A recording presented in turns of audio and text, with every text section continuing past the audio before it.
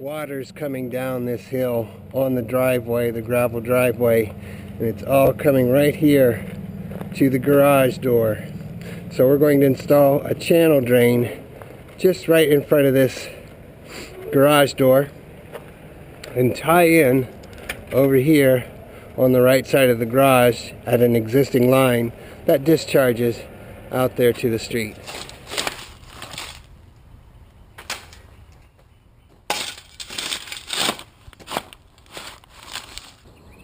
Alright, well, the minimum width that you're going to need to dig out is about 14.5 inches. We've got a nice 15-inch trench going here, and you want it to be 8 inches deep. Be sure to pack the bottom of the trench with a tamper before making the framework for the channel drain. The total form width will be the width of your channel drain plus 4 inches of concrete on either side.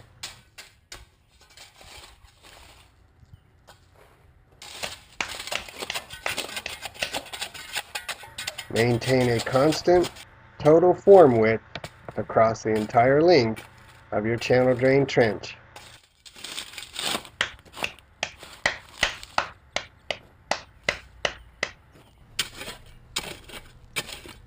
Now let's start working with the channel drain sections.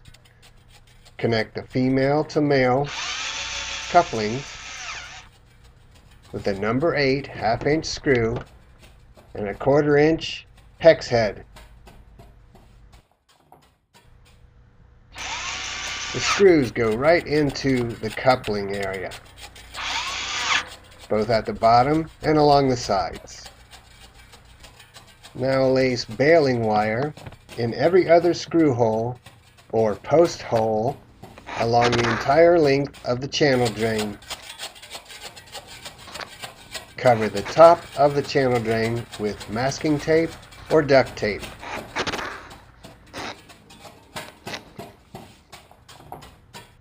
Cut some 18-inch 1x2s and connect them to the baling wire you have installed on each side of the channel drain. The 1x2s will suspend the channel drain 4 inches above the bottom of the trench. When installing a channel drain in a gravel driveway, you need to encase the bottom as well as the sides in concrete. Now carefully move the channel drain to its suspended position inside of the trench framework area.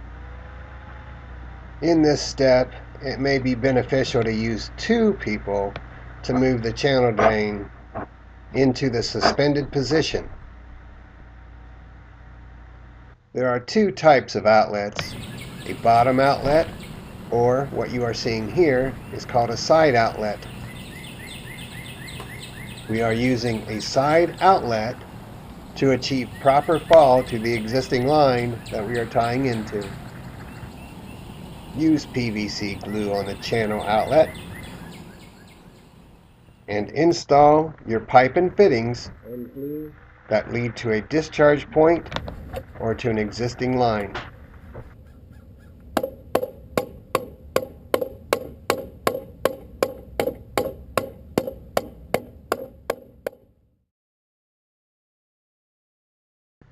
Now center your channel drain in the middle of the framework. Be sure you have proper fall going to the outlet. Then hammer in some 8-inch spikes to hold the channel drain in place.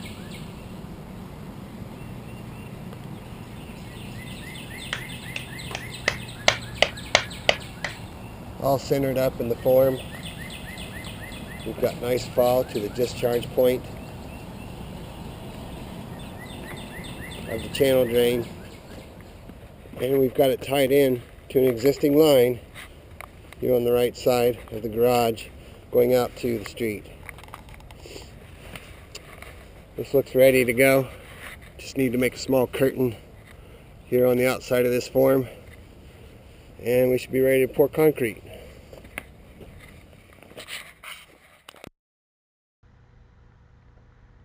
Mix yourself a bag of Quikrete or Sackcrete in a wheelbarrow, pour your concrete mix into the form, and work that concrete down underneath of the channel drain. Be sure to check fall with your level and maintain a 1/8 inch bubble. As you move along, remove the 1x2s and continue filling the form with concrete.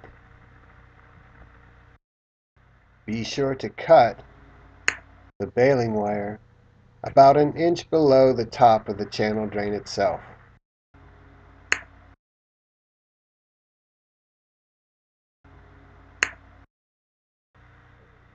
Float the concrete as you move along. You want to make a slight bevel that runs from the framework down towards the channel drain itself. The channel drain should be the lowest point in your concrete work. Once you have a nice float and bevel, go ahead and remove that tape from the top of the grate system. Alright, this channel drain looks really good. Nice concrete on both sides and the bottom side of the channel drain. We removed the form. This one was pretty involved, but we're there for you all the way with our videos, and we have live help on YouTube. I'm Chris with Atlantic Drain, reminding you it's easy once you know how.